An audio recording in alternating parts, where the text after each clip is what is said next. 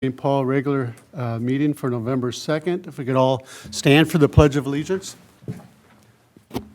Pledge allegiance to the flag of the United States of America and to the republic for which it stands, one nation, under God, indivisible, with liberty and justice for all. I'd like to welcome everybody. At this time, Jenny, if you take the roll. Councilmember Thorson? Here. Councilmember Peterson? Here. Councilmember Wong? Here. Councilmember Cole? Here. Mayor Furlong? Here, quorum is present. This time, motion to adopt the agenda. So moved, Your Honor. Moved by Councilmember Peterson, Second. second by Councilmember Cole. Any discussion? If not, all those in favor signify by saying aye. Aye. Aye. Oppose? Motion carries. We have no presentations. We have the consent agenda, which is the October 19th workshop meeting minutes, the October 19th regular council meeting minutes, general claims of $983,296.27. We have the HRA claims of $1,678.36. Resolution approving donation from Quick Trip to North St. Paul Police and Fire Departments. We have the resolution approving police vehicle agreement with Dakota County Technical College. And then we have our City of North St. Paul operational COVID-19 policy. At this time, if any member want to pull any item, they can do so at this time. If not, motion to adopt the consent agenda. So moved. Moved by Councilmember Thorson, Second. second by Councilmember Wong. Any discussion? If not, all those in favor signify by saying aye. Aye. Opposed? Motion carries.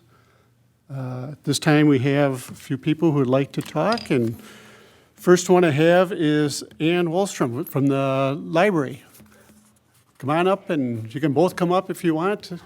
Come right up to the microphone there, and hopefully the green light is on. If not, go ahead and push the button. Surprisingly enough, for being a librarian, I'm actually quite loud. Okay, So, good. Thank you. Thank you so much for having me. Again, my name is Ann Wallstrom, and I am the manager of the North St. Paul Library. And I believe I appeared, I was just telling Mickey, I think I was here about 2 years ago in the before times. But let me also introduce Mickey Ladich. He is from Ramsey County Library's property management. And we're just here to say hello and give you some information about the library and kind of find out what is going on with the building that we're in, because I know there's a lot of things on the table. Hopefully everybody has just this very quick flyer. I just made it up really quick. I just wanted to tell you some of the things that we're doing over at the library. You can see our hours. One of the main things that we're doing right now that we're very excited about is in agreement with the Minnesota Parks and Trails, State Parks and Trails, and the Legacy Amendment. You can check out a pass to our state parks. At the library, yes. Wow. We're the only library in Ramsey County who has these state park passes. There is one library in St. Paul Public Libraries, and there is one library in Hennepin County Libraries. So this is something really unique and special that we are giving the citizens of North St. Paul, and we're having people come from all over to check these out. We have 4 passes, and they're almost all the time. They're almost 2 of them at least are checked out. So this is something really cool that we've got going on at the library right now. I've got some material checkout numbers for you. I just kind of grabbed some quick stuff. In the past few weeks, you can see August, September, we started on October, but this is how many items are getting checked out per week at the library. We're open 5 days, and by materials, I mean books, DVDs, CDs, magazines, any of those items. That also includes the state park passes. We were closed for the pandemic for about over a year and a couple months. And we provided curbside pickup for people, so we were still there. We were in the libraries the whole time. We were pulling requests. We were kind of doing some maintenance things, trying to keep ourselves busy. We were still fulfilling people's book and information requests while our actual building was closed. In the orange box, I pulled up just our computer information from 2019 because I wanted to give you a full year picture of library use or computer use in the library. You can see Q1 through 4 for both public computer logins as well as wireless users. So people are coming in to log into our wireless as well as use our public PCs. And just kind of a brief picture of who is using our public computing. We are very close to low-income housing. We're very close to senior housing. I think a lot of people assume that everyone has a computer at home. Everyone has internet access at home, and that is absolutely not the case. There are many people in your community where we are their computer access, whether that is they may have a smartphone, but when they get sent a PDF of some documents they need to sign for social services, they come to us to print them out on our printing. Because if you go down to the blue box, our printing services are so much cheaper than UPS, than Cub, the FedEx store, than any place else you can go. We offer really great value to your residents on printing services. So we have tons of people using your, I can't tell you how many times I have filled out somebody's job application for them because their job that they're applying for does not require computer skills, but they have to fill out the application online. And they're like, I'm supposed to go to the internet? I mean, so there are a lot of people who are really getting a lot of use out of our computers at the public library. So just in the last little box, you can see we have scanners. Throughout the pandemic, we tried to do as much children's programming as we can. We had take and make kits for kids that were entirely free. They could just come and pick them up on curbside pickup. We're continuing that. We are not currently... in conjunction with Ramsey County Public Health, we are not scheduling in-person programming for children ages 11 and under. Now that kids 5 and 11 are going to be in a vaccination group, we'll start programming for in January and February for that age group. We're still not providing story times though, because while we have a mask requirement, we cannot force people to wear masks in the library. So until it's safer, we're not having story times at that time. But we have still continued to provide kids with free programming as much as we can, whether it be online or some of these take and make. Also, we have no overdue fines anymore. So if you lose something, that's a different story, but if you're late with a DVD, if you're late with a book, you will not be charged for it. So with that, I'm gonna hand it over to Mickey. Well, I'm strictly here for informational purposes. I guess the only thing I would add, from a maintenance standpoint is just trying to understand the process for putting in a request for repairs at the facility and just kind of interested to hear what moving forward, what the facility plans will be. I think we always went through the city manager. Right. And then when the city manager left, Yep, so we have an interim city manager right now, and that's Right. Brian Frandl. Okay. And he'd be the one that you would request any type of repairs. okay, I would love to get his information. Yep, We have had some things, reoccurring. Our doors have not, our door lock was having issues. We have some paint. We had water damage in our ceiling that still needs to be repaired. There's visible paint chips.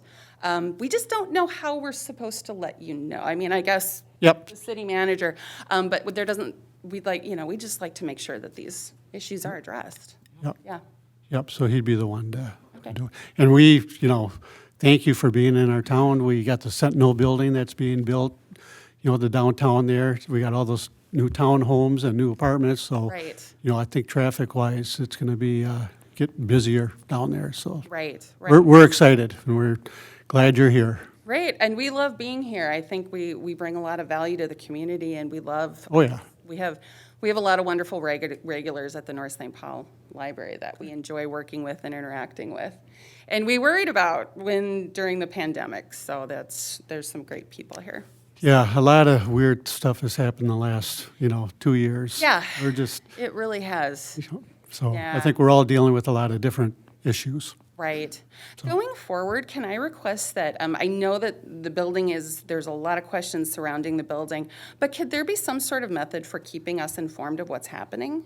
We currently do have, the Ramsey County Libraries have an interim director, Karen Saltis.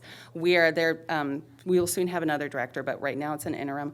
We do have a new deputy director, Peng Yang, and she would have been here tonight, but she was unable to this week. I think the last time the county manager talked to our previous director was over a year ago. So we just kind of would like to be kept Yep, and I abreast of think what is happening in the building. new faces, Exactly. new people, Exactly. that's a good idea. Yeah, So, yeah, Brian, I'm sure will reach out to you. that'd be great. Does anybody have any questions about the library or anything? What I didn't put on here is we did do an outdoor in the fire department bay story time a couple weeks ago. I worked with Carrie on that, and we had over 50 people show up, and we read stories, and they got a tour of the fair hall. It was really wonderful. So we're trying, and I will also be participating in the North St. Paul Hop on December 4th. We're going to do a story stroll down Main Street where kids can read a book kind of page by page as they're walking downtown. So I'm really motivated to be a participant in North St. Paul, and so I'll always be looking for ways that we can, oh, and I walked in the parade. That was very fun. So we're always looking for outreach opportunities in the community. And you've connected we with, love ideas. and you've connected with Carrie, so Yes. that's a good connection, because she can get everything out on our communication through the Great. city. Great. That'd be great. Yeah, great. If nobody has questions? Anyone else got anything? No, I'm very glad that you are part of the community. My father was Ramsey County Commissioner. And when he lost, he talked to Victoria. He said, "You keep that well, he didn't say darn, but keep that library in town." Yeah. So she's pledged, and I think you're a great asset, and Thank you. I like your enthusiasm, so keep it Thank up. you. Thank you Yeah. very much. Victoria is a really good advocate for us, so we appreciate her. All right. Okay. All right. Thank you. Yep, thank you. John Schmall.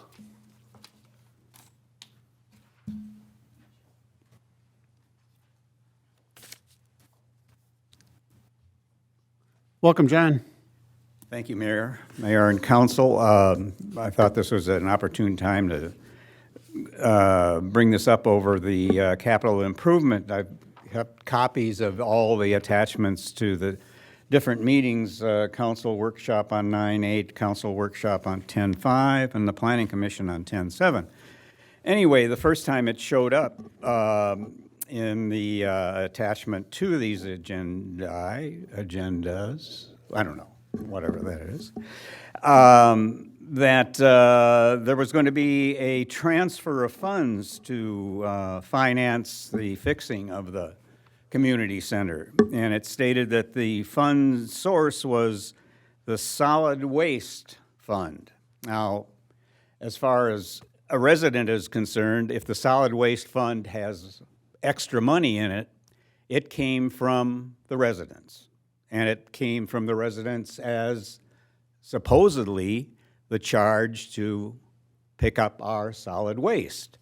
And if there's $650,000 in there, that, I believe, is an overcharge of the residents for their solid waste, what do we want to call it, service. And to have it put into the community center, I think is not correct. It should be either returned to the citizens, have the rates be lowered in order to return this to the citizens, because there's no infrastructure. There's no reason to have $650,000 in the solid waste fund. It represents an overcharge. So I also noticed that after the first presentation, the solid waste transfer was removed, and it's now called, in the last two times, an enterprise transfer. So is that one and the same? I don't know. Does anyone here know if that's the same? You don't know? I don't know. Well, I would hope that you did, because again, you ought to not be taking money that residents paid to the city to pay for a service. And if there's more money into that fund than what is needed to provide the service, return it to us. It's ours. It's an overcharge. I appreciate your opinion. RT?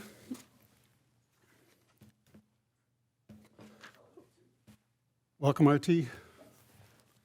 Thank you again for having me, really appreciate it. I have a few things for you today. I did write some stuff down. I didn't know if I would be part of a presentation today or if I was just gonna use my time like I usually do, and here I am. So I'm gonna use my time like I usually do. I have 3 documents for you guys. These have crossed your desk before, but because I'm going to be referencing them in my little presentation today, I want you to have them. So I'm gonna give them to you. So this is it, so you got about 3 minutes. Yep, I'm going to go through it as quick as I can. So, I have 3 topics tonight. Number 1, City of North St. Paul as a landlord. 2, the value of the community center. And 3, Kokoro Volleyball. These topics will support the decision to sell the facility to Kokoro Volleyball at the current offered price. I have been to many council meetings. I've emailed staff repeatedly. What we have learned through that process is exactly what you'll be talking about later tonight. The city does not have the staff, policies, or procedures, nor communication in place to be a landlord. The COVID policies you are going to discuss are months and months and months late in a pandemic. What could be more important than the safety of community in a pandemic that would warrant such a delay in making and implementing public health policy? What does this look like as a tenant? This is what it looks like. Okay, this is great from our facility. When was the last time that the ducts were cleaned? Anybody know? The ventilation system?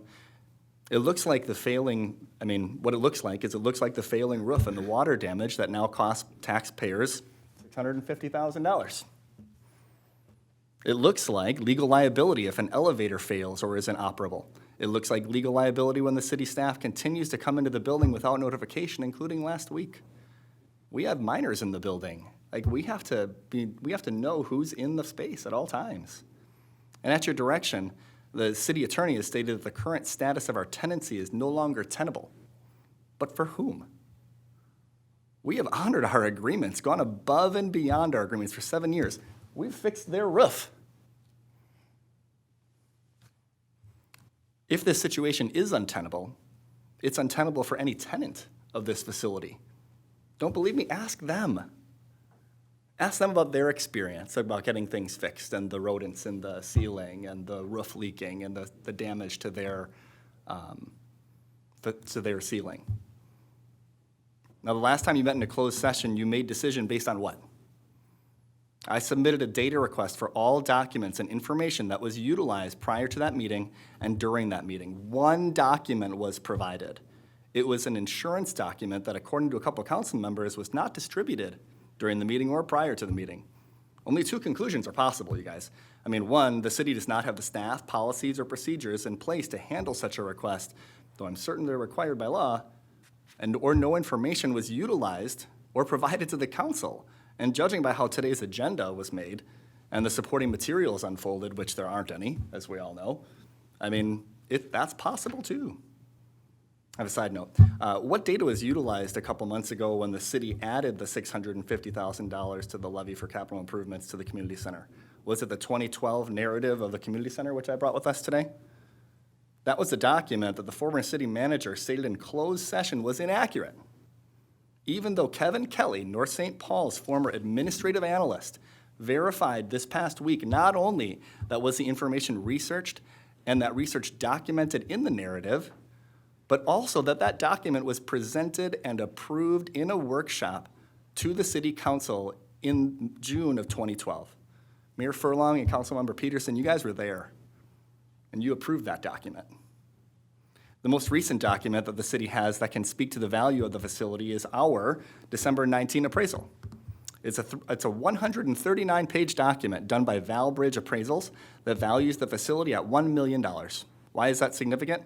Valbridge is the appraisal company that works with Bell Bank. Bell Bank would approve $1 million for the purchase of this facility. And as everyone here knows that's purchased a home, any amount over that you're going to accept, you got to bring in cash. The second most recent appraisal of the facility was done by 90-year-old Robert LaFond, who was referred to by the former city manager as a friend. And how did that come up? Well, When I repeatedly asked the city manager for the appraisal in late 2018 and 2019, the former city manager notified me in the summer of 2019 that Robert had just gotten out of the hospital due to complications of a bone break. Robert's appraisal was 25 pages long. I included it over there as well. His appraisal valued the building and land at $2.65 million. Now, I agree with Soren. We had a conversation about this the other day, that appraisals can differ depending upon the comparables. Totally get it. However, an appropriate difference might be in the range of 10%, not 165%. Now, which appraisal should you go with? The one implemented by the bank lender or the one by the former city manager's friend? Items that do not differ in appraisals are the condition of the facility and its current income. Robert's appraisal listed the entire facility in good condition. Valbridge noted extensive damage to the roof and to the interior of the facility due to water damage. No mention of that damage was noted in Robert's appraisal. However, the city has now included $650,000 in the 2023 tax levy to repair the roof. No mention of the income generated by the facility in the past 7 years is noted in Robert's appraisal. The current $150,001 is noted in Valbridge's appraisal. Now, once all speculation is set aside, because both appraisals speculate, I mean, that's what appraisals do, it's fine. But if we set that aside, the actual income of the facility minus the expenses noted in the narrative that was approved by the council over the past 8 years does in fact value the facility. And this is going to be the income minus the expenses and the capital improvement savings, with a net profit of $10,001, multiply that or divide that by your cap rate of 8.5%, it's $117,000. That's based on what you're actually getting for it. Now, I'll toss this to you. It's not signed. Oh, it is signed. No. How much is it worth? So I tossed the mayor of baseball.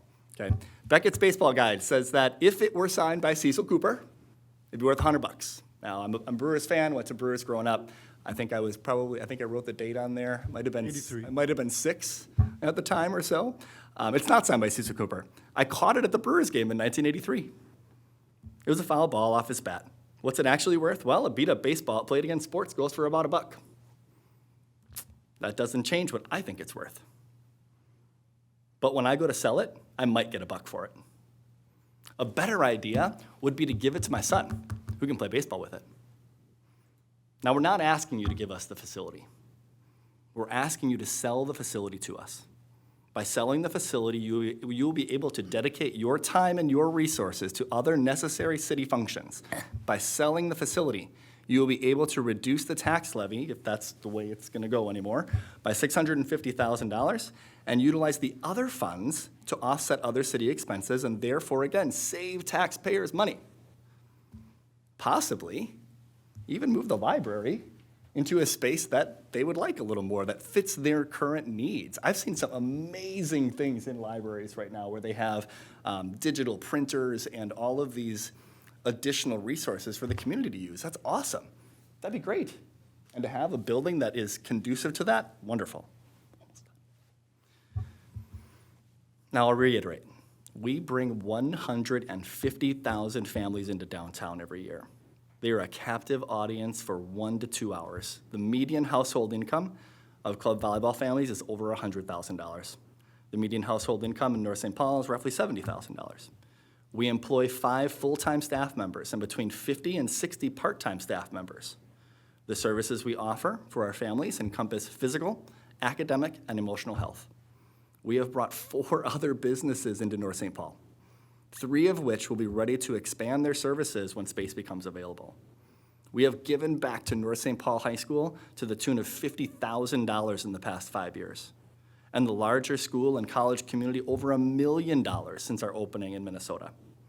We give thousands of hours to local food banks. We are flexible, and we have displayed over and over again our care for the facility and our community of North St. Paul, which does include the expansion of the facility, while or after honoring the library's lease as approved by the council in 2003 or 2004. Now, the question shouldn't be, what price are we negotiating? The question should still be, how can we work with Kokoro to create a win-win for the businesses and families in our community? RT.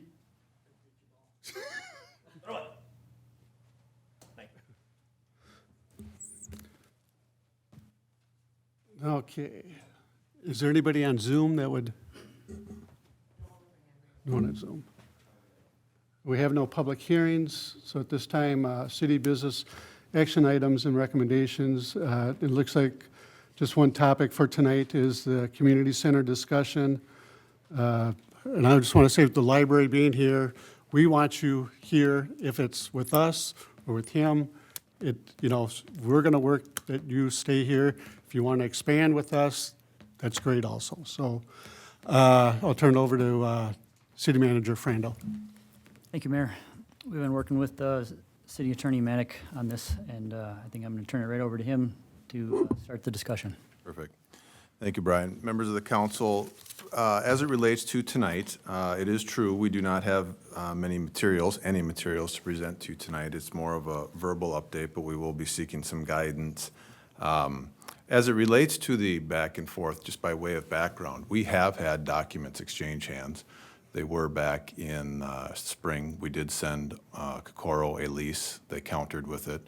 We sent a extensive letter explaining the city's position at that time, working with City Manager Dudek on why those suggested changes don't work. And from my perspective, other than the emails that RT has sent to the council, we have not had any back and forth things to submit that you haven't already seen. Since that time, we have met with RT and Jennifer to go over just the situation where we find ourselves. And from my perspective, there's two issues before the council tonight that we're seeking guidance on. The first is the proposed sale of the community center to Kokoro Volleyball. When we met, when Brian and I met with RT and Jennifer, they did present us a written kind of 3-sentence offer, which I typically call a letter of intent. It doesn't have many terms. But there were 3 terms that RT made clear to us. One, it would be $1 million, which he mentioned. It would be take the building in as-is condition, and it would seek and they want to buy the entire building, and they were asking for the removal or termination of the lease with the library. Now, you've seen emails since then, and RT has said, oh, but it's negotiable. So I suspect what that means is maybe the library gets to stay, but we don't know. What I think is important is the initial offer from Kokoro Volleyball is $1 million, building as is, and the library is vacated. So before you tonight, I think before we get into how do we want to handle the lease is, are we interested in selling the building? We've come to you before, we've discussed it, we've been in closed session. When we were done with those meetings, the majority of the council is not in favor of selling the building. You'll remember that we've received previous offers of, I believe, $150,000, $350,000, we're now at $1 million. One thing to keep in mind about that $1 million, and we talked about it with RT, and there's no disagreement on that we know that if the city cancels the lease with the library, there is a penalty. We haven't gone through and figured out what those numbers look like, but it's stiff. It's in the $500,000 or so range, maybe more. So that $1 million offer isn't million net to the city. So what we're looking for initially before we start talking about lease is the city's desire to, one, kind of globally sell the building. If there's a desire to do that and entertain negotiations, Brian and I need guidance on what that looks like, how it's structured, what we do with the library, what kind of numbers we're comfortable with. We can sit and argue appraisals all day. I personally do not believe that that building is worth $1 million. Part of the function when you value commercial real estate is, I agree with RT on this point of what you're getting for rents.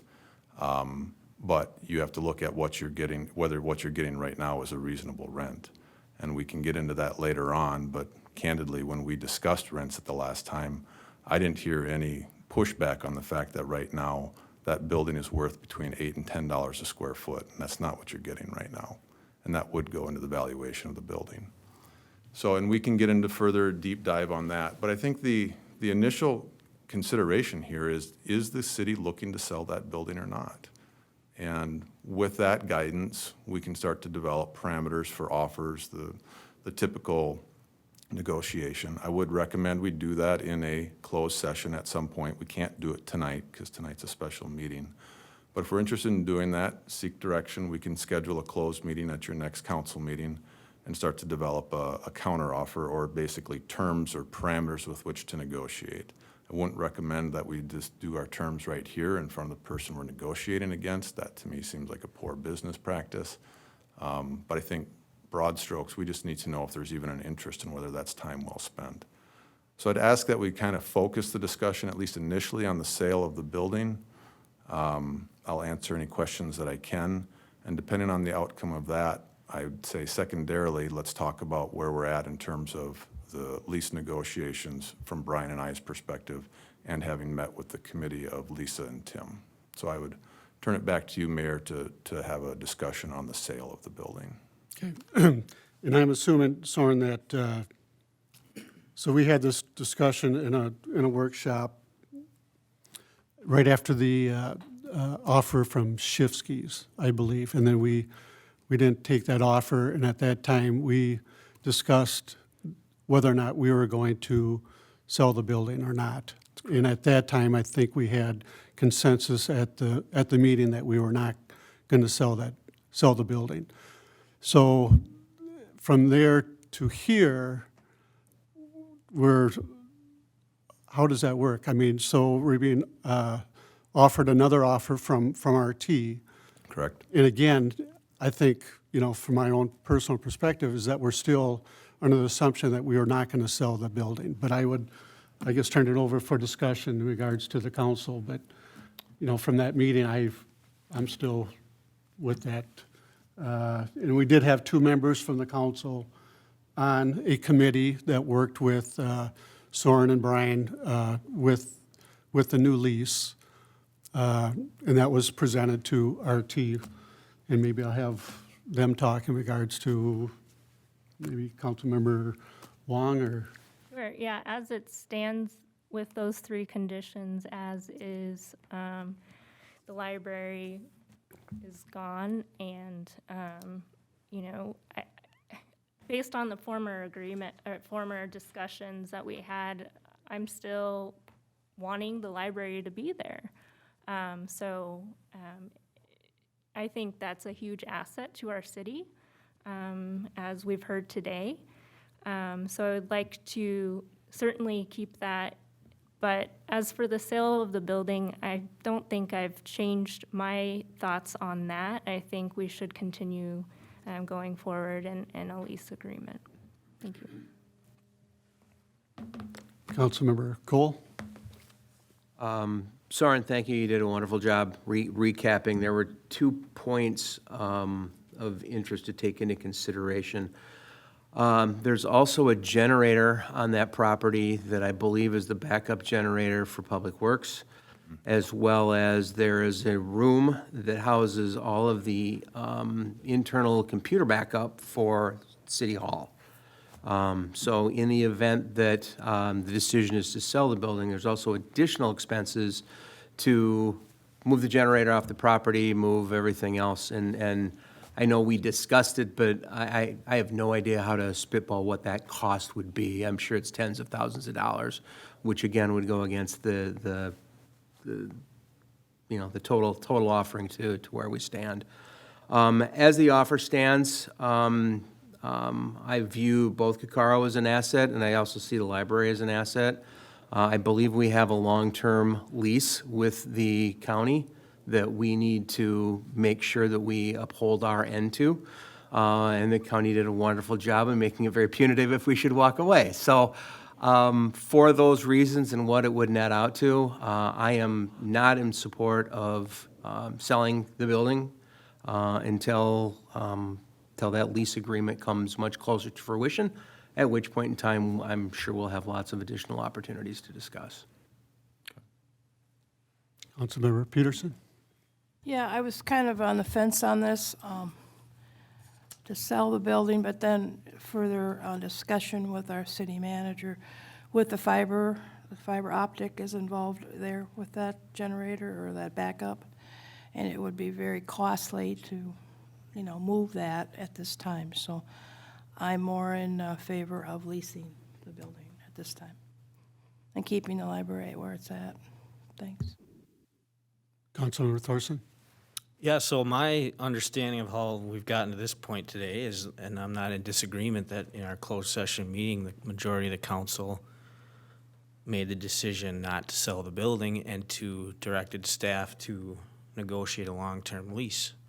And during that process, our team made another proposal, because in our last closed session meeting, from my recollection, his last offer wasn't sufficient and that there was no counteroffer to be made.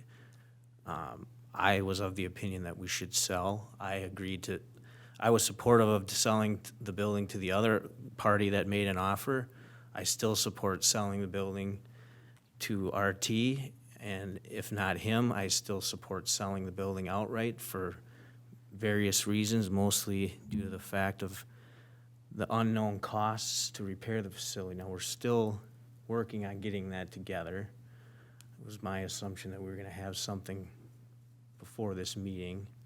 But I think, whether we decide, well, we're not gonna sell, that's the majority of the council's decision. Even if we're gonna lease, we have to have that understood, because from these emails, the conversation of the long-term lease also seems to be falling apart here, right? And I know we haven't discussed this publicly, but it's, is this something that shouldn't be discussed publicly? Because to me, this is all public information, this is all public dollars. It seems to me that the stance here from the commission or the ad hoc committee is that we're too far apart. And where we're at now is that our current tenant is paying us $12,500 a month. I've also requested a history of all our previous tenants and what they've paid. I don't know where we're at that, if that information is available, but from my understanding, that's more money than we've ever collected from anyone. And, I've also questioned where this $8 to $10 a square foot has been arrived at. What are the comparables? But at any rate, even if if that's the desire from the council to bring the current rent back to market, we're way below that now. We're proposing a 92% increase immediately, going from $12,500 to $24,000 a month. And then there's this question about the capital improvements, which also seem to be proposing some sort of triple net lease where the current tenant would be responsible for those costs. So that's gonna raise that average monthly rent up even higher. It just seems like that is not good business practice, in my opinion, to take the stance that we're not gonna sell the building to you that you're interested. We're gonna engage in long-term lease, and they're on our terms, and that we're gonna double your rent, and then include capital improvement costs on top of that. That doesn't seem like it's a reasonable request of our current tenant. And to me, it seems like we're leaving him with no other option than to agree to vacate.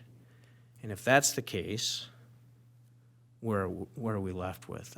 Do we have anyone in the wings willing to pay $24,000 a month and potentially $650,000 to fix what we don't know needs to be fixed, other than the roof for sure and some other things? It just seems like we're gonna continue down this path and kick out our only paying tenant who brings a lot of value to the community, as he quickly had to run through there and point out, and we're gonna be left with nothing other than a building that needs to be fixed, that's gonna cost substantial amounts of money, and then we're gonna be looking for another tenant. And I also don't agree what this seems like. It's this approach of it's one or the other. It's we sell to him and we lose the community center, and then we lose the generator and the fiber optic infrastructure, or it's nothing. I recall RT making comments in his email saying, I am willing to negotiate. We want to work with the library. There's been we've had comments from a previous city manager that the library is looking for additional space.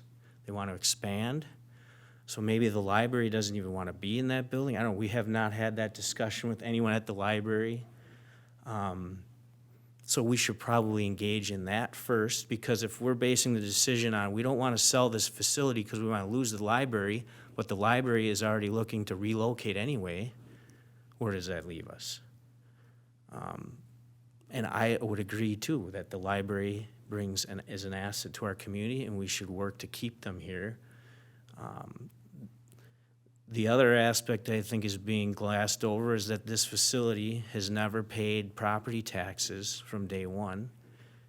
If we sell the facility, that will begin to generate tax revenue to the city's portion, depending on whatever it's appraised at. From my estimates, between $10,000 and $15,000 or $16,000 a year, city portion, on a building valued at $1 million to $2 million. And you can look those up online for comparables. You don't have to hire an appraisal and pay thousands of dollars to do that. So, I think we have a lot of unanswered questions as far as what the intention and what the library would like from the city. We need to get concrete answers on what needs to be fixed and costs on that before we can engage down further on, before we slam the door on selling the building, and before we basically, in my opinion, kick the current tenant out by doubling his rent and then asking him to pay for all the repairs and maintenance that have been neglected for not just the last 5 and 10 years, but since this building was constructed. It's kind of disappointing to see us invest money in something like that and then just let it go to the point now where it's, huge major overhaul. We've neglected that preventative maintenance things that should have been done that would avoid us being in this position we're in now, in my opinion. So I think, I hope we're not here to make a decision tonight. I hope that our direction to staff is that to answer some of these questions and that we continue having this discussion, that we should work on a long-term lease with the current tenant. We should find out what the Ramsey County's library's wants and needs and desires are and what their plan is, if they want to stay in that facility, if they are looking to expand elsewhere or expand where they currently are. We should get concrete answer from RT if he is willing to buy the building. That doesn't mean kicking them out and not working with the city on leasing back to us those assets. I believe he said he'd be willing to engage in the city with, $1 a year. Is that what you're, yeah, for whatever period of time? I mean, so there's options out there. It's not an absolute, as as it seems like some people believe. So that's where I'm at. Okay.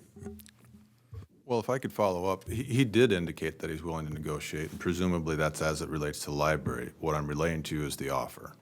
The offer, and I repeated it in the meeting, is $1 million, as is, you own the whole building, the library vacates. It was followed up in emails, as we've seen, but I'm willing to negotiate. So I can assume that's about the library, but I don't know what that means other than willing to negotiate. But that's the initial offer, and that's how I have to present it. So I don't know what we need at this point to move the ball forward. In general, I've heard a consensus that we're not interested in selling it. I think Councilmember Thorson has talked about, do any of the considerations that have been discussed alter the council as a whole's thought on whether the building should be sold or not? I mean, we can engage in negotiations on, well, the library stays, we want this to be paid. If you just use the county numbers for that building, you're in the $2 million range. And when you do some offsets for the capital improvements of the roof, let's just say they're $600,000, you still are a long ways apart.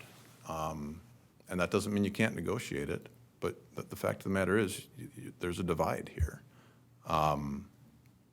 So we we need direction on that, because to negotiate a purchase of the building or a sale of the building, to negotiate a lease, they're two very different processes. Councilmember Thorson, to your point, we can close a meeting to discuss the sale, the lease we cannot. That has to be done right here. So that's why we're here. So we didn't feel like when the committee was created, we felt like that was created to discuss terms of the lease to help give Brian and I guidance. We didn't feel like that the sale of the building was discussed, which is why we're coming back to the council as a whole on that. And we understand that repairs need to be done. We understand that, there's damage that's being done in that building. We need to figure out how to come up with those resources. And one of the resources was, through one of our funds. And we stopped it because there probably is more, that's 650, there's probably more expense than that 650. To me, and I'll go back to the meeting back with the Shifskis, and it has nothing to do with RT, it has nothing to do with your Kokora, brings a huge asset to our community, but this is our asset. This is a building that we own, that we've owned for, I don't know how many years now? 91. Since 91. To me, I consider it like a park. This is something that brings value to our town. Right now, we haven't, and I'm not going to put blame on anybody, but this is not, the capital improvements should have been done, years ago. We should have been putting money away for it, but we didn't. But I don't want to put blame on anybody. But to me, if we can control it, it gives us the opportunity to work with the library. We know we're going to have a long-term relationship with them. What's happened in the downtown, it's a renaissance down there. I mean, we are going to have a town that's going to be really vibrant looking in the future.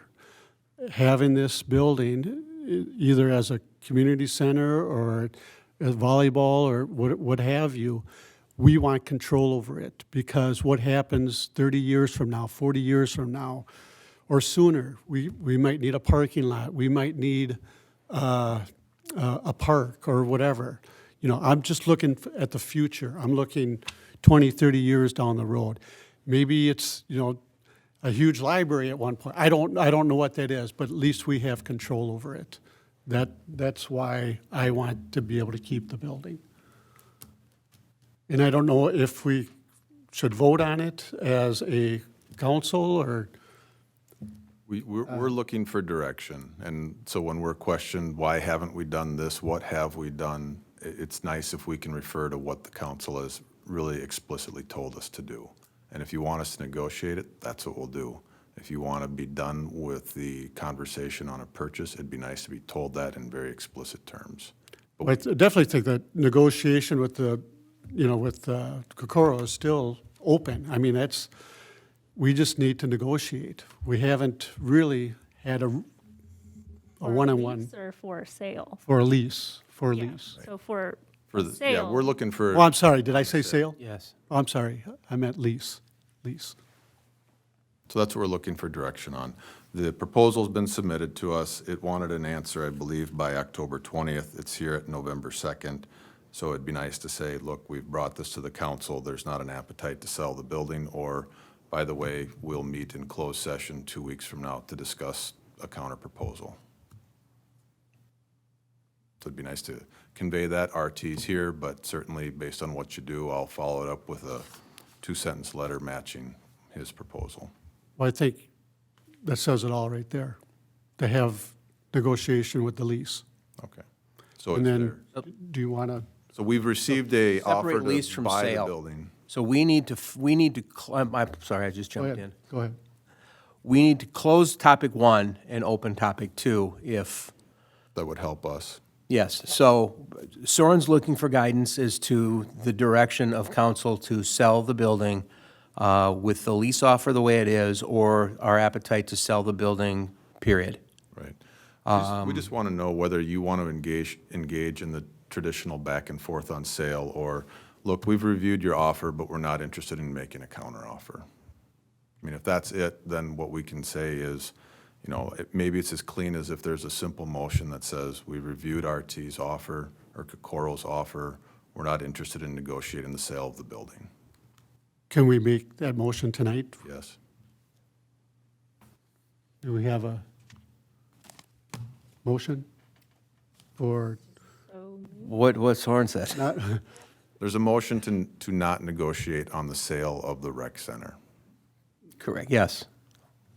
that's the motion? That's the motion. There's so the motion is to recognize the offer that was made, but not to negotiate the sale of the building any further than where we are. Is there a second? Second. Second by Councilmember Wong. Any other discussion? If not, all those in favor signify by saying aye. Aye. Aye. Opposed? Hey, Motion carries. So Now in we'll my, negotiate with the lease now. And so we're on the lease. Brian and I have met with Kokoro and the representatives. As it stands right now, they are paying $12,500 a month, which is an annualized rent amount of $15,000. So, from the city standpoint, we tried to negotiate a lease renewal, a short-term lease, back last spring. I think there's been toing and froing on who's done what, who hasn't communicated this. I thought that when we met several weeks ago, we did a nice job of letting bygones be bygones and moving forward in a professional manner to see if a lease could be achieved. What we've done at a city level in the interim is typically when you rent commercial space, you look at it in terms of a base rent and then a CAM, and then there's a discussion on capital improvements. Because one of the discussions that we've been looking at is, look, is the $12,500 a month we're getting, is that market value? Is it subsidized? Is it a going rate? How is the city doing? It's a city resource, and so we feel at a staff level, we have to reasonably tell you what's a good rate. Now, what is confusing and what I think I'll ultimately try and do is just bring this back to a monthly number, because that's how we've been doing it. I don't think there's a lot of good records on how we initially came up with the 12.5. Loosely, my understanding is the hockey school was paying that or thereabouts, plus I believe some CAM. My understanding is at some point in time, Kokoro shared the space and some lease was split, and when the hockey school left, I believe Kokoro, in loose terms, took over that lease. Now, I say loose terms because one of the things RT, in quoting me, said that this agreement is not tenable. I stand by those words. I don't think as a owner of a commercial building that has a tenant with minors in there exercising, it is appropriate to not have a definitive lease in writing. The current situation is not tenable. I think we should be spelling out things like liability, and I think it is not responsible to go forward without something in writing. Now, what I will say is the city's records are not the greatest on this point. In my review, if there is something in writing, then I need to come back off my stance here, but I have not found anything in writing. And if there is, I'll certainly take a look at it. But I do think, as the owner of the building, you need a lease in writing for the activities that are taking place. I stand by that all day long. It isn't tenable. So with that in mind, we met. We talked to RT. The current rent is $150 a year, as we'd indicated. What we looked at is other commercial spaces. I can certainly go through some of those. And what we're seeing is a base rent of square footage at anywhere from the $4 to $6 a square foot for base rent. So we chose to, for purposes of initiating the discussion, use $4 for a square foot for a base rent. You then have something that's called CAM, which is basically your operating expenses. And generally speaking, what you do is you take a look at what your building costs a year in terms of operating expenses, and you spread those out amongst your tenants based on a square footage percentage basis. When we looked at that, we thought the CAM was going to be anywhere from $4 to $5 a square foot. So again, using the conservative amount, you're at $4 a square foot. What we do know is going to be different come 2022 is the county, because of RT's tenancy, has taken the position that we need to start, that taxes need to be paid. The estimate on that is $60,000 for next year. That is not something you have had to pay in the past, but that is going to come due in '22. Roughly speaking, that's about $2 a square foot. So how did we come up with our numbers? We said, look, if we take a conservative amount on the base rent of $4 a square foot, a conservative amount on the CAM, which is $4 a square foot, we know normally property taxes would be in your CAM, but here we know exactly what they're going to be, or very close, that's 60. We'll just call that out as $2 a square. That puts you at $10 a square foot. They are renting, and these are rough numbers, this is not an accurate number, but they are renting approximately 28,000 square feet. They aren't actually renting that much, but for purposes of easy math, that puts it at about $280,000 on an annualized basis. You divide that up, you're somewhere between $23,000 and $24,000 a month. So that was the nature. Brian and I worked on a letter. Brian sent RT a letter and said, look, we'd like to meet. We need to get this going. We do think that we need a lease in writing. And we do think that the rent, just so you know, should be at $24 a square, $24,000 a month. We know that's a steep increase. We laid out our numbers for RT. And candidly, I didn't hear any pushback. What I heard RT say was, look, we've been doing our due diligence too. We know we're in a weird situation here, or they're at least out looking. And the numbers I quoted him of $8 to $10 a square foot didn't surprise him. I didn't hear anything other than, yeah, that sounds about like what the market is. That's what I heard. So I don't think what we're asking for is necessarily unreasonable. It does indicate a steep step up, and I'll grant you that. RT laid out his case saying, look, you know, it doesn't really matter what the market from our standpoint brings. It's a what his business can sustain. That's, and you know, commercial leases tend to just be dollars and cents. Does it make sense for both parties? And from his standpoint, there's 3 courts in that building.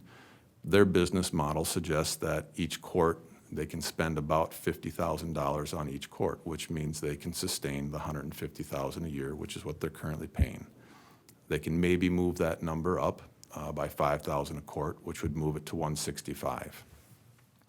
So in rough numbers, when we sat there talking about it, before we got to any capital improvements, and that's one of the things I take issue with on the recent emails was calling it a recap and start to introduce capital improvements. We did not discuss how those would be amortized or how that would be paid. I don't think that was part of the discussion.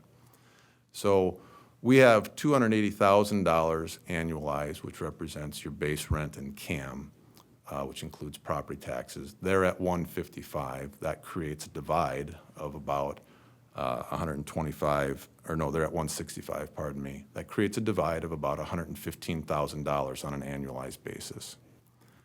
So there was no, you know, their counter was $115,000, sort of lightly, if you will. We're at $280,000.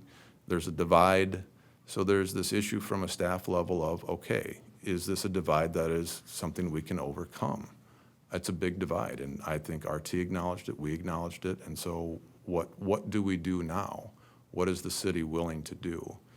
I think one thing that from a committee standpoint, guidance from the committee and Brian and I discussing is one of the initial, I will say, stumbling blocks, and understandably so, was the city wanted a short-term lease, less than a year or about a year, something in that range. That is hard to achieve on a commercial basis. And so we did indicate we're willing to look at more of a 5-year term. But you still have this $115,000 divide, and that does not take into account capital improvements. And so I think what we're looking for is guidance in terms of, okay, we know that they're stuck at about $165,000. We think market rate's about $280,000. Maybe it's something less, but you know, we're not way skyball on this thing either. And then we have to figure out what to do with the capital improvements, because candidly, one of the conversations we started to have with RT is, if this doesn't work, what does your exit look like? I think they're about to fire up their season. I think their season basically starts in November, if not December. So I think their preference would be to be able to stay until June of next year. So I think that's something to be discussed if we can't work out a long-term lease, what the terms of that short-term lease look like. We know we're going to get an extra, even for status quo, even to maintain, even if we say, look, 12.5 a month is fine, we have to account for that extra $60,000. So to even maintain what you're currently getting, you have to charge $60,000 for status quo. And then there's other considerations in there. If this is a departure in June of '22, you will accrue tax liabilities in '22 that come due in '23, so we have to figure that out too. And we have to compress that into what amounts to about an 8-month lease cycle. So I think there's some things we would like to hear back from the full council on.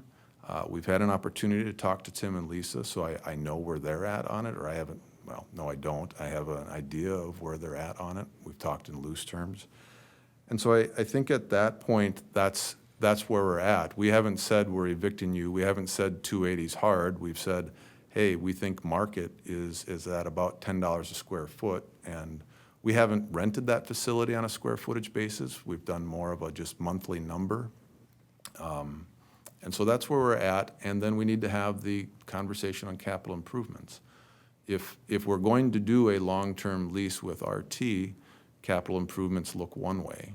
If we think he's going to vacate the building, it may make sense to do more of a temporary fix right now until we know what a long-term tenant looks like, because we don't want to put in a roof, put in a new HVAC system, or whatever other improvements we think we need for current use if a new use demands something different. You don't want to be upgrading 6-month-old equipment, I can tell you that.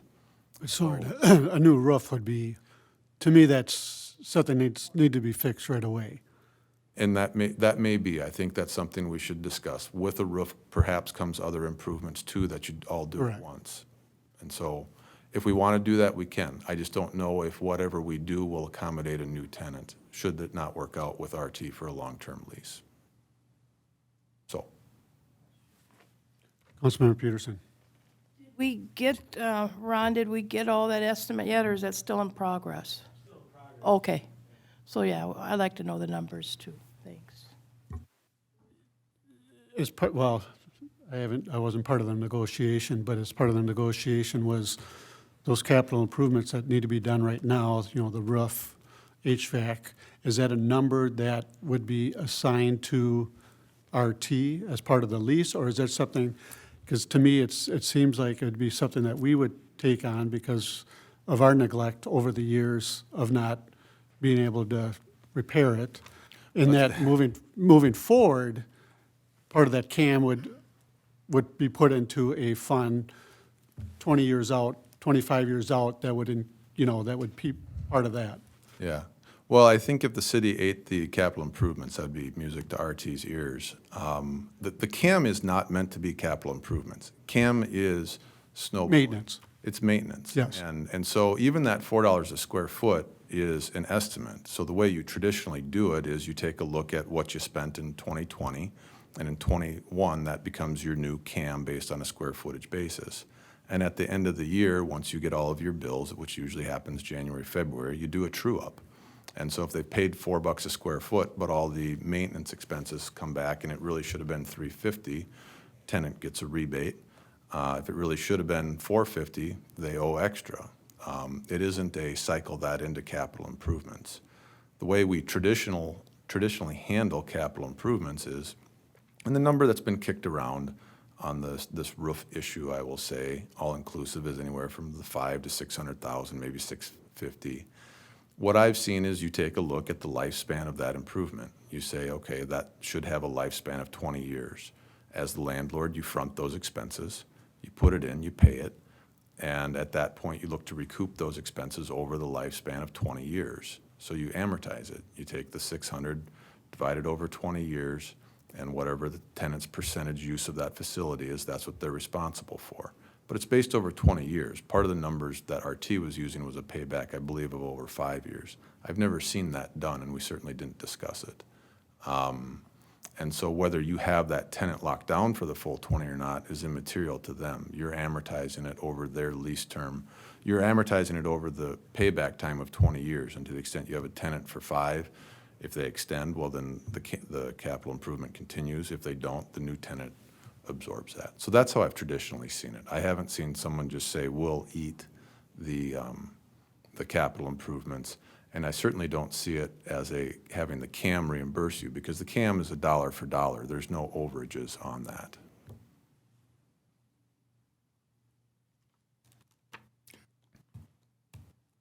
Any words from the committee in regards to negotiation, or?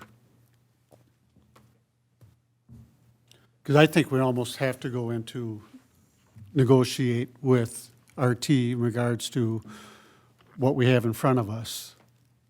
Because I don't think he has been able to, or we haven't countered. No, we've sent out a letter saying we think that rent's about the 280 to tease the issue, to put it out there. And we had, I think, a fruitful discussion, although we didn't come to any conclusions. They laid out why. I think basically the premise is, look, we think those courts are worth about 50 grand a piece to us. We could maybe do 55. I think they also mentioned that they've already set their tuition or, fees that the girls will be paying for volleyball this fall. So, they've factored in rent to what they're charging. Whether that's a consideration for the city or not, I'll leave up to the council. So we kind of left it as, we've got this divide. We probably need to talk to the council about it and then get some direction. Councilmember Cole? Yeah, when Councilmember Wong and myself started working with city attorney and city manager on this, and met with RT, the goal was to come up with swift resolution to what seemed like a circular conversation. We would move forward, we would move back, we would move sideways, and we could never get to an agreement. And one of the things that I heard loud and clear was, we're in North St. Paul, we would like to remain in North St. Paul, we would like a long-term lease. And I think Councilmember Wong and I were of agreement that we offer something in the, 5 to 8 year lease, but it also needs to be positioned properly so that it is at fair market value, not at a potential discounted rate, that the city recoup what now will become $60,000 plus a year in taxes, which the city wasn't, looking to pay for that. So it threw a couple of things in there, and I guess I'm of the mindset now that we've made the decision not to move forward with the sale of the building, that we draw swift resolution to the negotiation process that we currently have.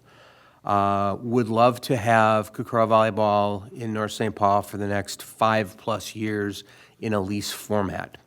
But it's, what does that look like? What does fair market value look like? Which I believe we have laid out, and from the guidance that I've received back from you, from the conversation that the two of you have had with RT, is that there was a bit of a head nod going on that, yeah, your numbers aren't too far off of what it would cost us should we leave. It's more along the line of, there might not be enough space. If we're going to move forward and we have to assess it by, what the value of a court brings. So I would love to, by next council meeting, have either a counter proposal or something from the two of you and RT to bring forward from a negotiation standpoint. That be one of three things: a long-term lease that you're comfortable with, a short-term lease that would get Kukura through their volleyball season, because it's not my intent to disrupt where everything is right now, but that lease needs to encompass the recovery of what I would consider an estimated $90,000 in county taxes would need to be brought into the fold, because that's the expense the city would be left with. Or three, if we can't come to a decision, we'll have to look for an exit strategy by the first of the year. There is, to your point, there's far too much liability that exists in that building. There is a subtenant to Kukura that's in that building that I don't know if the city's aware of. I don't know what we're on the liability, it's chiropractor, I don't know what we're on the liability on the hook for there. So there's just a lot of things we need to right our ship on, in my opinion, by December 1st.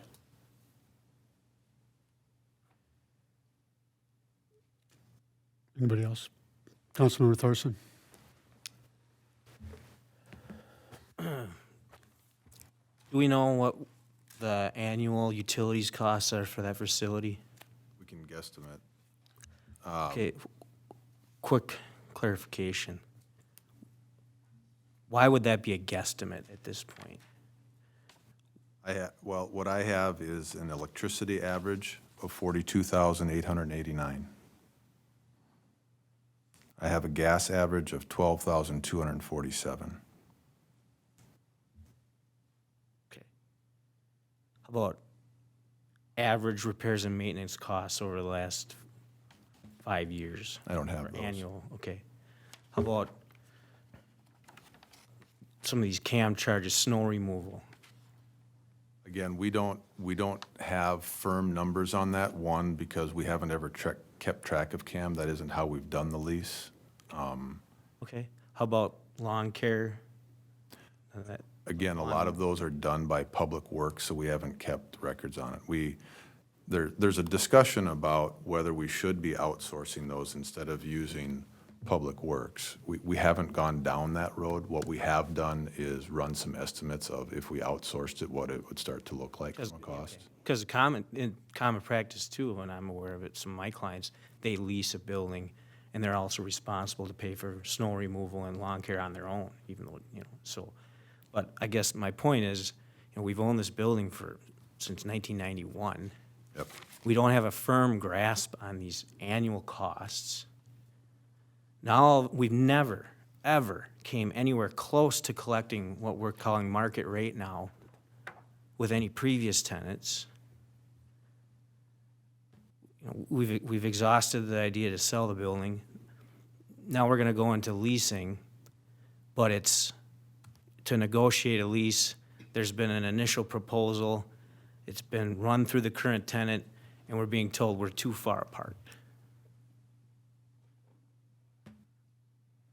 And so, I So guess again, my- this lease started with Kokora through the hockey school, That's from what I can tell from the record, yes. and we don't have anything since then. There's been no increases in rent, there's been nothing. Not that I'm You know, that's been 7 years. So we never negotiated a lease with Kokora. It was Kokora and the hockey school. I'm not aware of a separate document. And Councilmember Thorson, when I say we're too far apart, to be clear about my comments on that, because I feel like there's a lot of, he said this happened here. When you're talking about doubling someone's rent, I think that is a big step. I don't take that with a grain of salt. With that said, we are a long ways apart. And so we are looking for guidance on how to close the gap or if there's an interest in closing the gap. I didn't say we're killing the negotiations. I said we need guidance on how to close the gap. So I guess what my question is for the council, what is your idea here of what a long-term lease looks like and what a short-term lease looks like? And then are we comfortable if nothing can be reached that we have an exit strategy put in place by the first of the year? Well, I think What part does of, that exactly mean? What specifically does an exit strategy mean by the first of the year? Because I interpret that as saying, sorry, we can't reach an agreement, you need to vacate by the first. Am I wrong? And well, that's kind of what if they can't reach an agreement, they need to reach an agreement in order to move forward. If they cannot reach an agreement, I don't think they can move forward. So that's the exit, is kind of what I'm taking from Councilmember Cole. well, and that's why I just want clarification. We want to continue to engage in lease negotiations. We want to explore a long-term lease, a short-term lease, and if neither can be met, that he's asked to vacate at the January 1st, 2022. Am I understanding that correctly? Yes, that's the way I laid it out. We can't move forward any longer without a lease from a liability and insurance standpoint. Okay. I just don't understand how we can negotiate a lease with the tenant and have all these unanswered questions about what our current costs are. I guess is one concern. It was discussed that, now there's this concern of a liability over a chiropractor being there. I mean, I thought that was common knowledge that's been discussed. I mean, it's been advertised that they're in there. There's a yoga studio in there as well. I mean, and I know RT, you're back there, raising your hand. I don't know if that's appropriate can I ask RT to come up and make comment on this stuff, or is this just, I think what we're looking at here is pretty clear and obvious that we want to continue to negotiate with you, but I'm just concerned that, we're going to take this hard stance that we need market rate now, and if you're not going to do that, then you're out of here. I mean, I think that's just a horrible approach and a bad business. And from what I'm hearing, I'm not hearing that. That's what we're at. We're not gonna, that's part of the negotiation. We're here at, we came up with a number, and RT came up with a number. Now they need to negotiate and try to get in between, or wherever it is. I don't know where that's gonna fall, but the negotiation has to be between RT and our city attorney. Okay. And so my understanding is that this conversation is about us providing some guidance in terms of this lease and trying to identify a comfortable number for us here at the city and a comfortable number that we can pitch to Kokoro Volleyball and make that agreement. But again, I think the biggest issue is the liability, and that's why we need to get that going. So in terms of, having a subtenant or, 12, so you have 12,500 a month, and then you have a subtenant too. So we don't know how much, they're paying, and also how that is, that's just a lot of liability and a lot of costs that we don't know.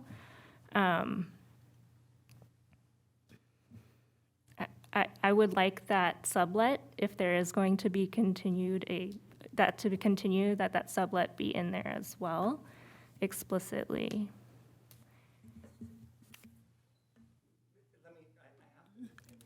I think what we'll do, RT, is I think we'll finish up here, and then I'm going to give you a few minutes just to follow up. So what I've heard as one proposal is short-term, long-term, which I think signifies that June of '22, or, we wrap this thing up by Jan 1. I've heard sort of stepping it up the way that we're proposing from a market standpoint doesn't seem entirely fair. We can certainly, if we look at a long-term lease, start to look at how we phase the tick up on the leases, if you will. It doesn't have to be all at once. But I think, in general, what we want to hear is, no, look, 12.5 a month is just fine, don't worry about it. Or, no, we think we should be trying to achieve more of what we think the market rate is. I think that's some of the feedback we need. I don't need definitive numbers, but I think what Brian and I want to hear is, if there's an idea that we want to start to achieve what the market is, that gives us some guidance. If it's back off, 12.5 is just fine. We want to hear that too.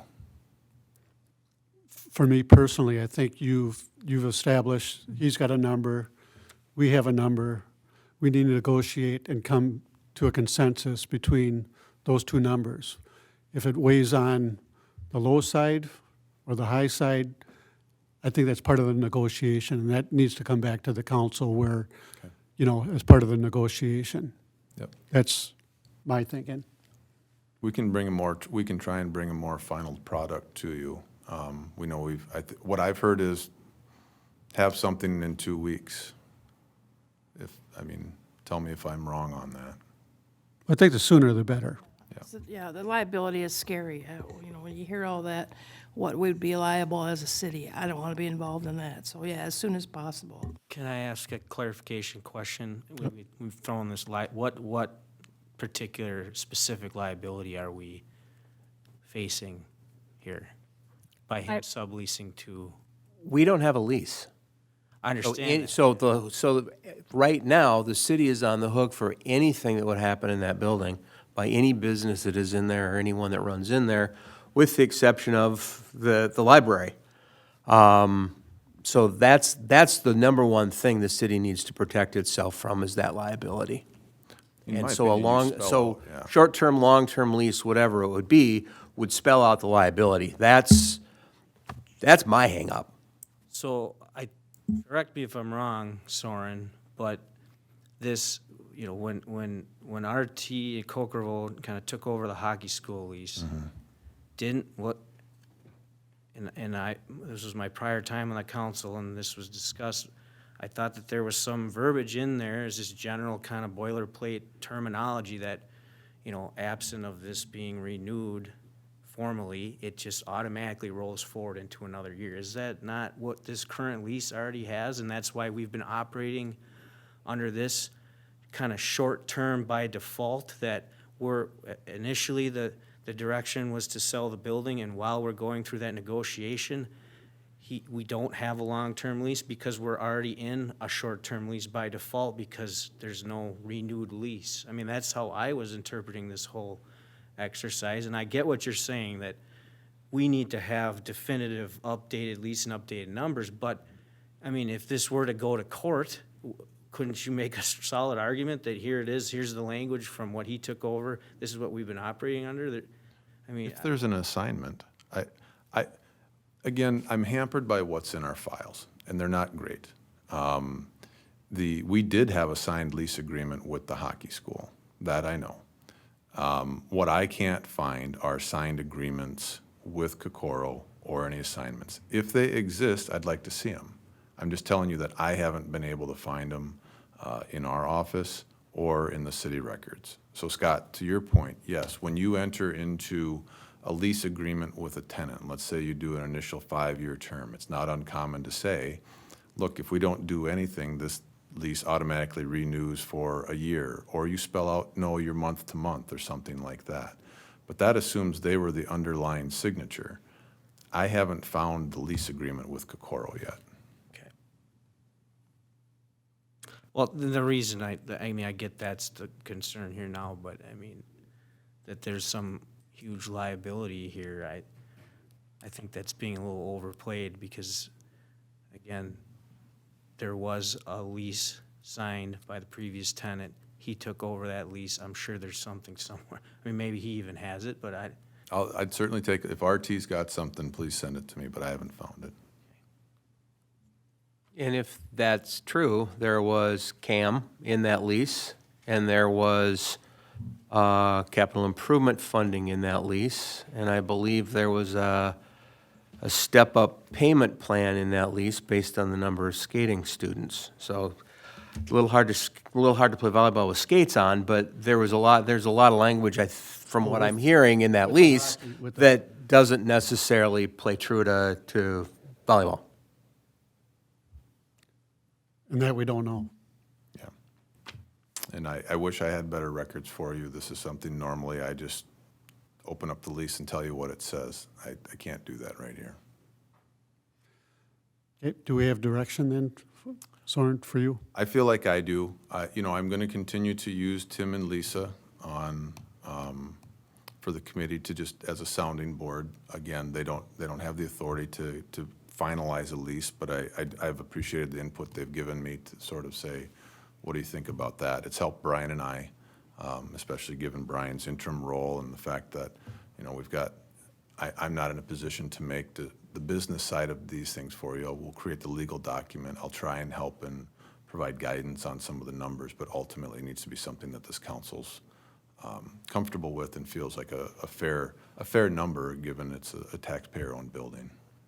Okay. So I'm going to give RT just a few minutes, if you don't mind. Council, go ahead and If I need to cut you off, I'll cut you off, but A little disappointed because all of the information that you're currently discussing is in the narrative of the community center, which was submitted to you back in 2012. It talks about CAMs, it talks about how much you should be saving for capital improvements. That's all in there. Why it's a surprise to the council that there are these two other assets that are there when in all of our offers prior to the previous one, or the one we just submitted, we talked about the fiber optic closet and leasing it back. We talked about the backup power generator and leasing it back. Those were always things that were always a part of the discussion. And for the council to kind of bring it up like they just heard about, it's disappointing. To speak to the chiropractor that's in there, it's not ironic. In 2019, when we submitted the lease back to you, what it specifically said to the former city manager was, hey, it all looks good, except we need to have the chiropractor in here as our sublease. That was put on the city's desk and we never got a reply back. So for the council to say they didn't know the chiropractor was in there, come on. He's been in your parade. I mean, further, we have full liability insurance, so does he. It's not like some fly-by-night operation that's going on in there, so liability.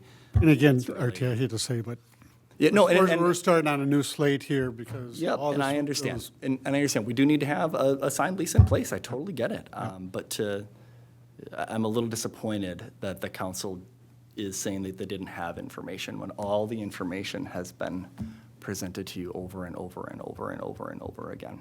Okay. That's disappointing. Appreciate it. So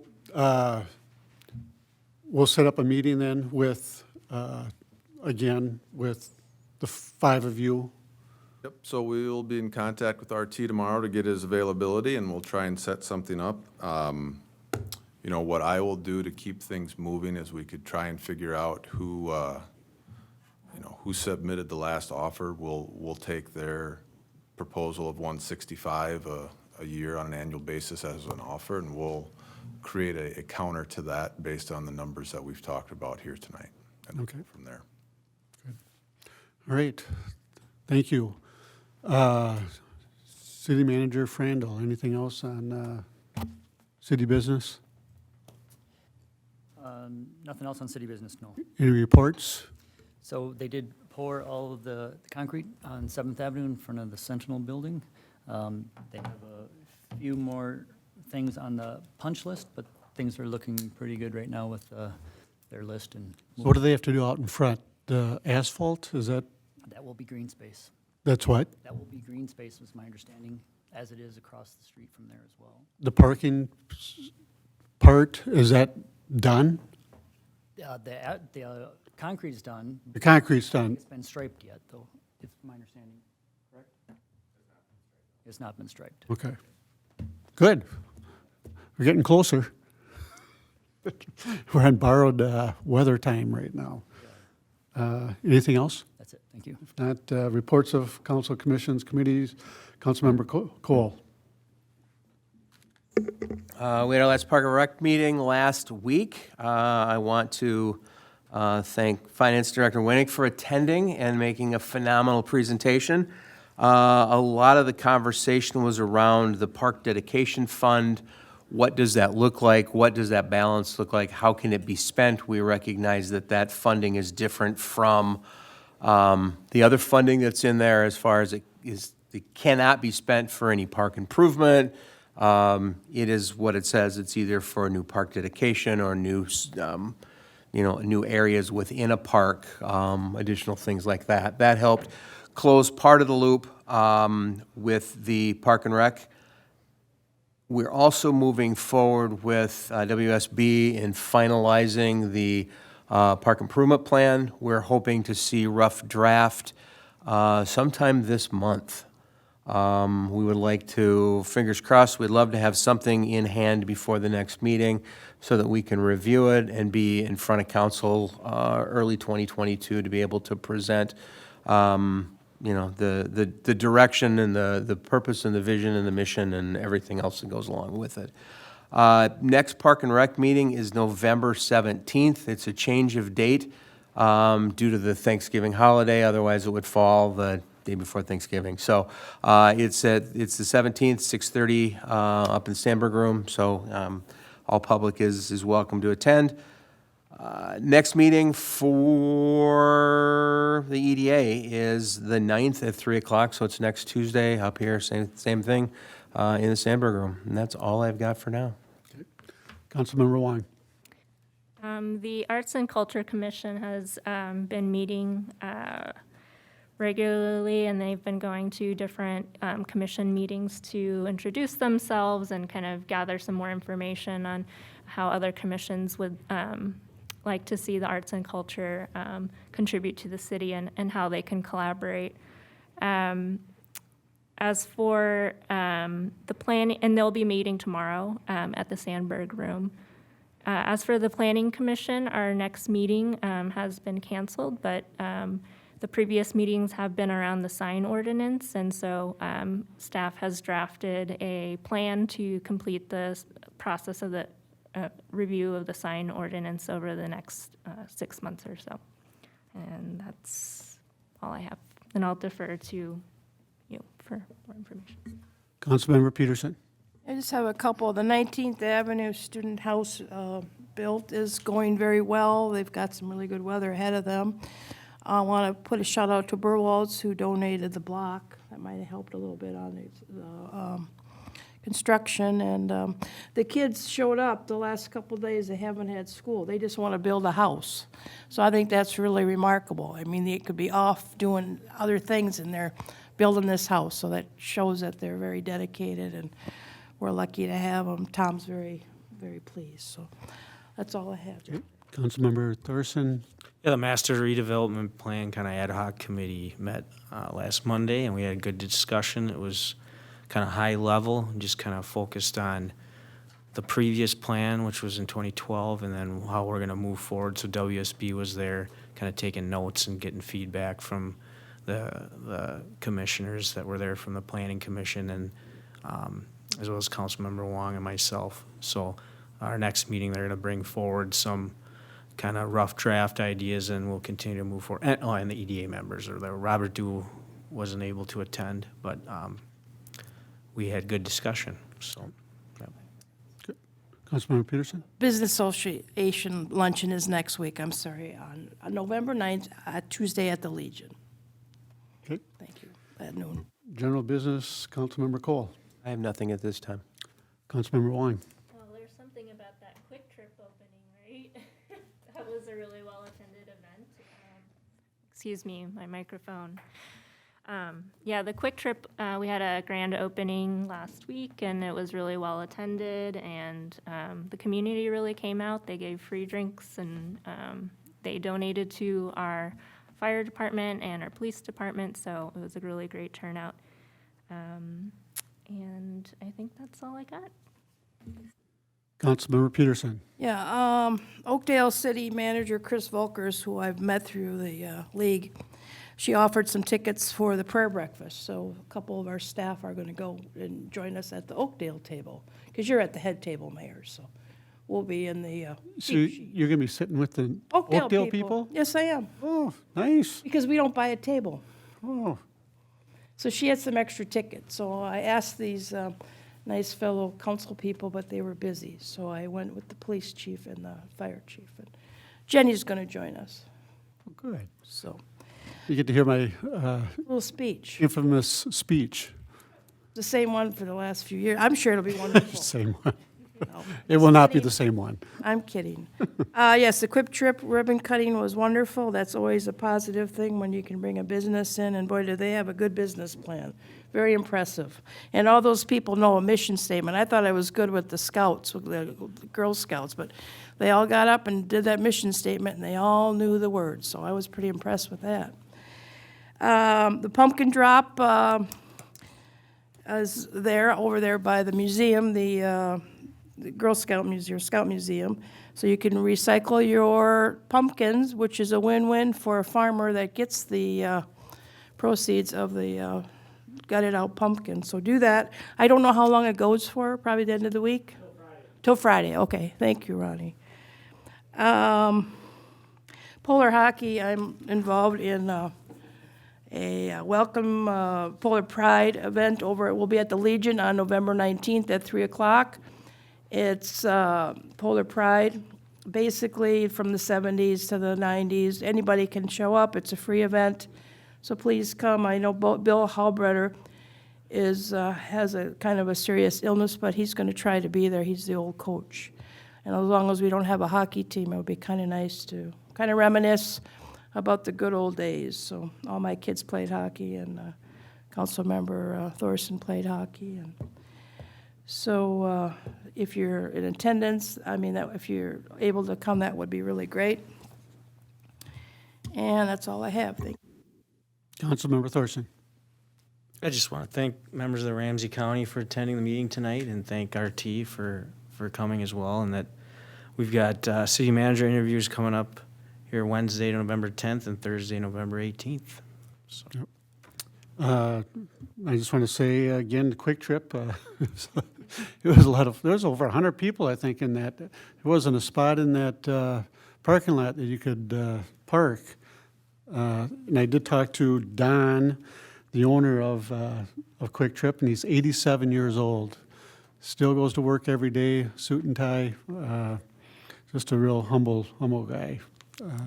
Also, the Veterans Day next week, November 11th, at Veterans Park at 11 a.m. They'll have the taps, the volley of the firing of the volley, and a little prayer on November 11th at 11 a.m. at Veterans Park. Prayer breakfast also next Wednesday, as Candy mentioned. All veterans are free for that day. Starts at 7 o'clock in the morning, and if you want to come, if you're a veteran, you can come for free. And that's all I have. So at this time, motion to adjourn. So moved. Moved by Councilmember Peterson, Second. second by Councilmember Cole. Any discussion? If not, all those in favor signify by saying aye. Aye. Opposed, motion carries. We are adjourned.